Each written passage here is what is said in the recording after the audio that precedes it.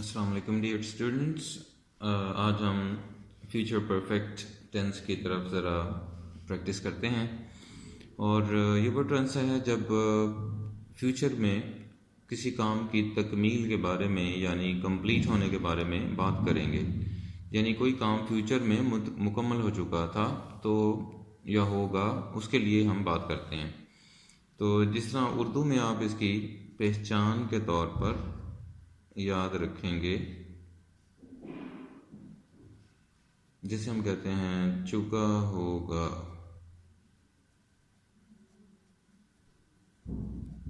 चुकी होगी, चुके होंगे, लाइक दिस। इस तरह हम इसकी निशानियां हमें मिल जाएंगी। इसके अगेंस्ट या फिर आप देख सकते हैं, आप कह सकते हैं खेला होगा, उन्होंने मैच खेला होगा, ये भी निशानियां आ सकती हैं। पढ़ लिए होंगे, यानी लिया वगैरह आ जाएगा। कर लिया होगा, ये भी आ सकती है निशानी। तो आप उस सेंस में भी परफेक्ट टेंस की तरफ फोकस कर सकते हैं। ये जब निशानियाँ आपको मिल जाएंगी तो फिर आपको बनाने का तरीका, इसको SVO रोज़ाना में, यानी जब भी हम टेंस करते हैं, ये लिखता हूँ मैं, सब्जेक्ट वर्ब ऑब्जेक्ट, ये तरतीब है।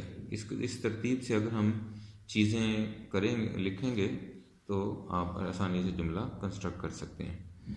फ़र्ज़ किया मैं आपसे कहता हूँ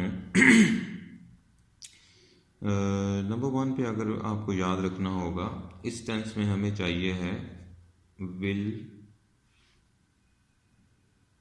हैव,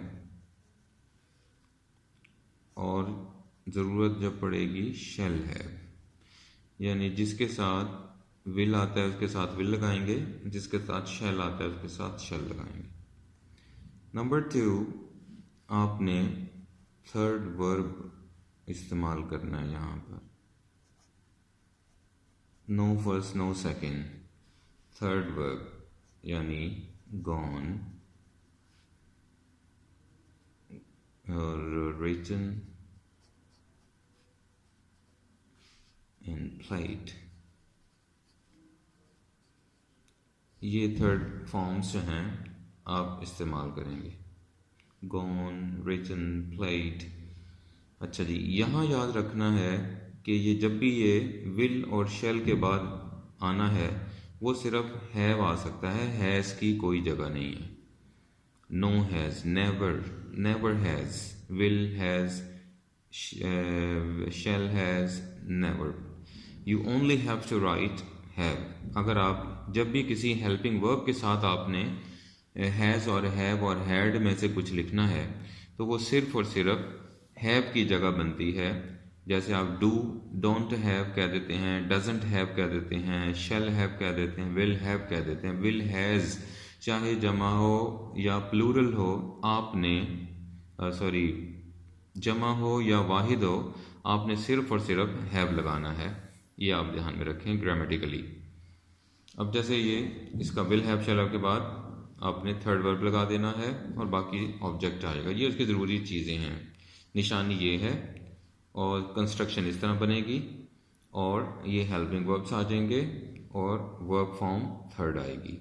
इसके बाद अब जुमला लिख लेते हैं। वो लंदन की सैर कर चुका होगा।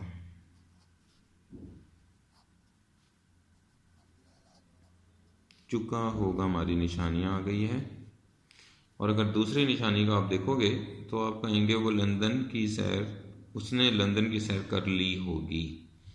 वो उधर चला जाएगा, लेकिन होगा वो भी परफेक्ट में। तो वो लंदन की सैर कर चुका होगा, ही विल हैव। सैर करने के लिए हम विजिटेड लगाएंगे, थर्ड वर्ब के साथ। He will have visited London.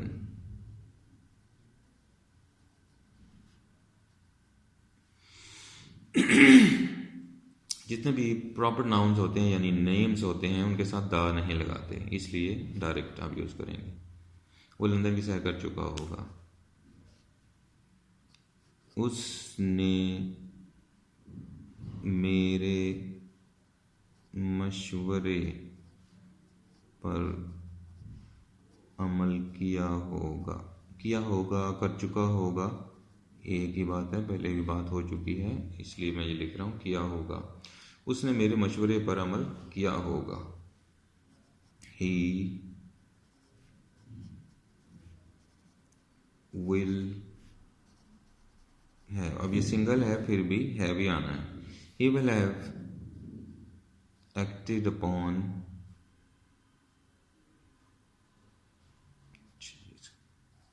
he will have acted on या upon एक ही बात है। my advice, एडवाइस जो है ये नसीहत भी होती है और मशवरा भी होता है, बी केयरफुल। तो इस तरह आप इसे कर सकेंगे, इजीली लिख सकते हैं आप इसे। और अगर ये है पॉजिटिव सेंटेंसेस जिसे अफर्मेटिव सेंटेंस कहते हैं। जहाँ लिख देते हूँ पॉजिटिव सेंटेंस, पॉजिटिव सेंटेंस, और ये नंबर 3 पे आ गया। नंबर 4 पे आपने सीखना है नेगेटिव सेंटेंस।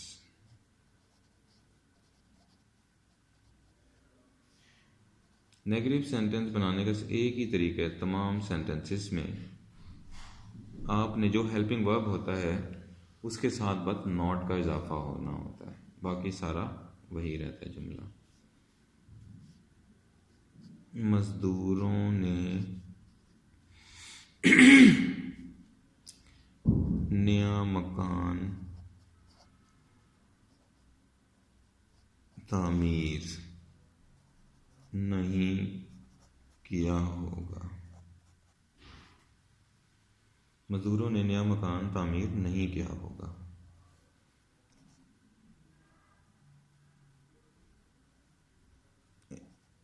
लेबरर्स जमा, लेबरर्स विल, ये हेल्पिंग वर्ब आ गया, नॉट साथ ही लगा दिए और हैव आगे चला जाएगा। Labourers will not have built, BUILT, built constructed भी होता है लेकिन आप ये भी यूज कर सकते हैं। Labourers will not have built a new house.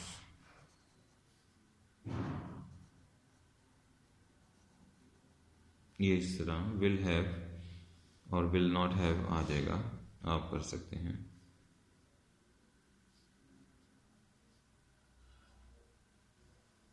मुसाफिर मंजिल पर नहीं पहुंच चुका होगा।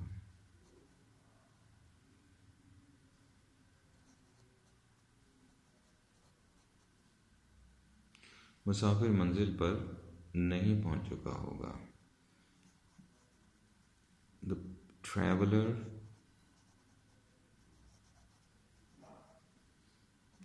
विल नॉट हैव गॉट, पहुंचना होता है अराइव्ड भी आप लगा सकते हैं, लेकिन नया वर्ड आप यूज किया करें, कोशिश किया करें नई चीज़ों की। The traveller will not have got the destination. Destination आपको मालूम है मंजिल के लिए यूज करते हैं जहां आपने जाना हो।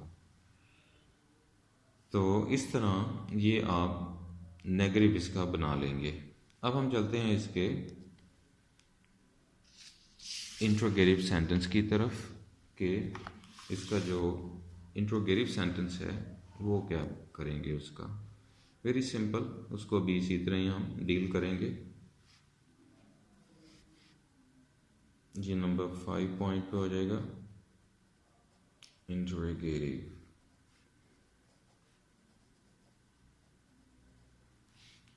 सेंटेंस।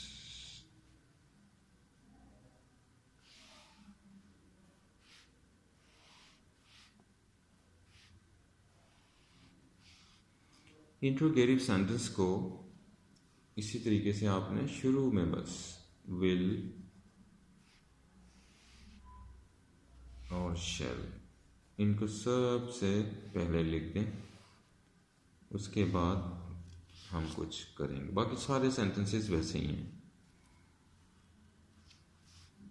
वो मेरे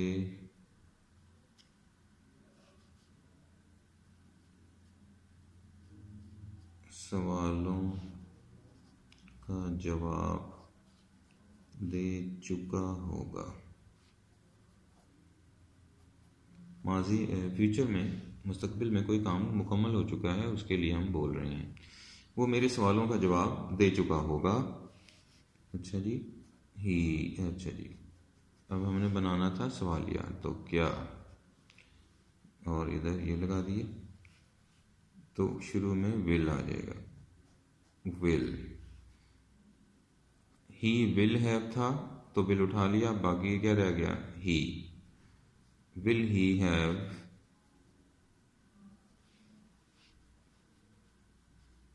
answered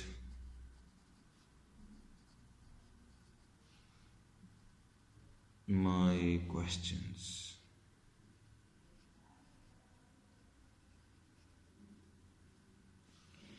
Will he have answered my questions? क्या वो मेरे सवालों का जवाब दे चुका होगा।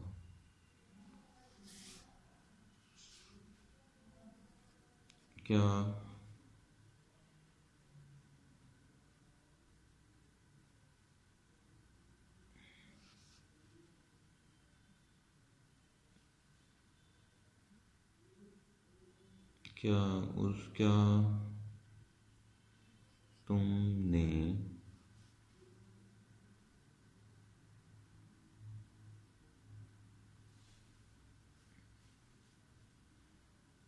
क्या तुमने अपना काम मुकम्मल कर लिया होगा।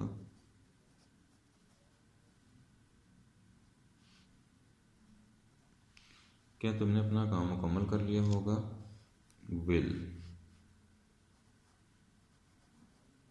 Will you have completed will you have completed your assignment या work। will you have completed your assignment या work, इस तरह हम इसको लगा लेंगे। क्या तुमने अपना काम मुकम्मल कर लिया होगा।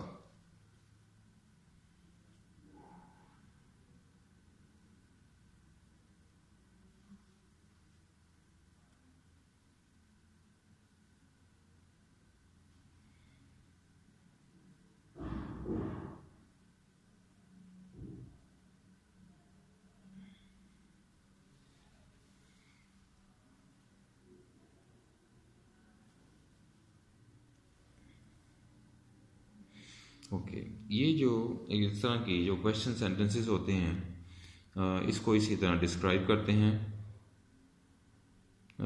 अब लेकिन WH अगर आ जाए इसमें, WH क्वेश्चंस, तो इनका हमेशा सेम तरीका रहा है, इनको शुरू में ही लिखना आपने, जैसे कि वो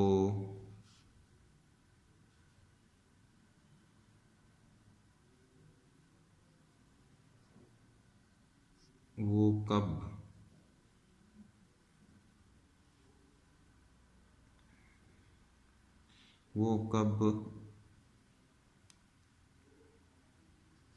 हमसे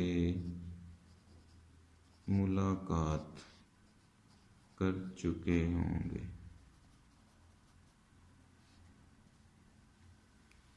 वो कब हमसे मुलाकात कर चुके होंगे।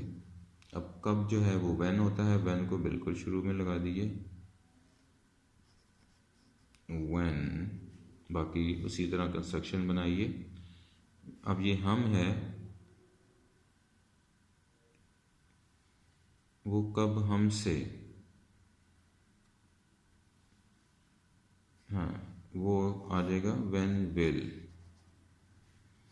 When will he have. बाकी सारा कंस्ट्रक्शन वही चलता रहेगा। व्हेन विल ही हैव, मुलाकात करना, met, थर्ड वर्ब, हमसे us। when will he have met us, ये हो जाएगा when will he have met us, वो हमसे कब मुलाकात कर चुका होगा या कर चुके होंगे। वो कब हमसे मुलाकात कर चुके होंगे।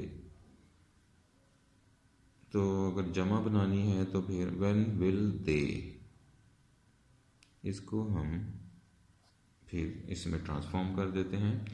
when will they have met us, when will they have met us, तो वो असल में जमा के लिए बोला जा रहा है, चुके होंगे आ रहा है, इसलिए इसको दे बनाना है।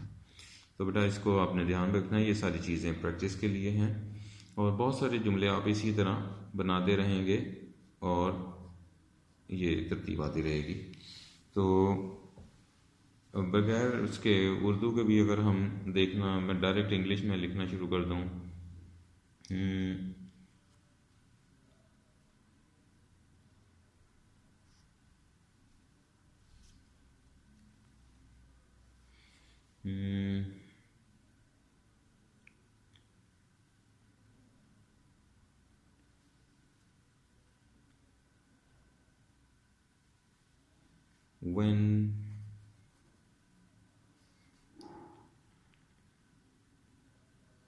when shall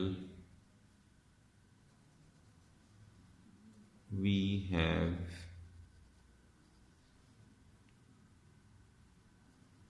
arrived, when shall we have arrived मरी, हम मरी कब तक पहुंच चुके होंगे।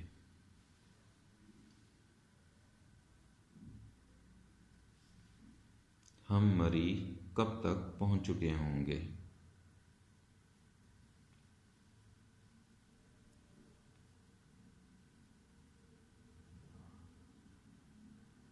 और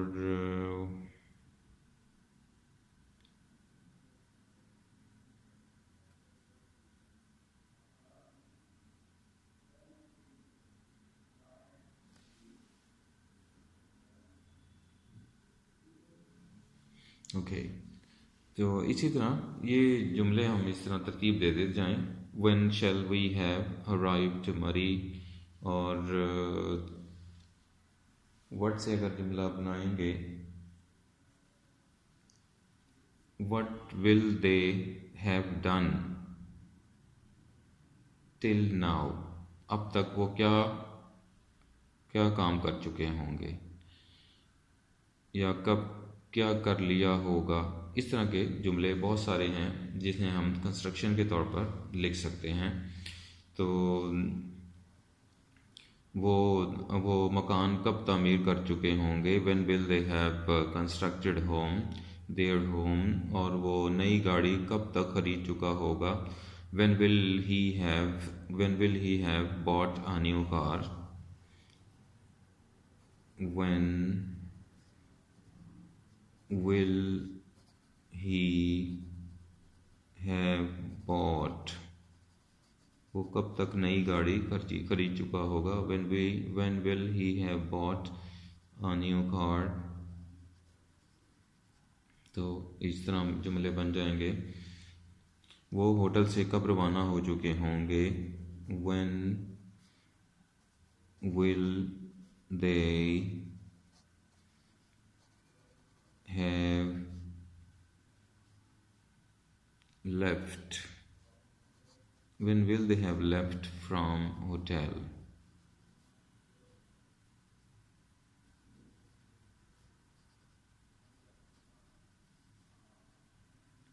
वो होटल से कब रवाना हो चुके होंगे. When will they have left from the hotel? सो इस तरह ये जुमले आप बनाते जाएंगे और ये तरतीब इसी तरह कंस्ट्रक्शन का फॉलो करना आपने, और you can understand things. Practice it a lot.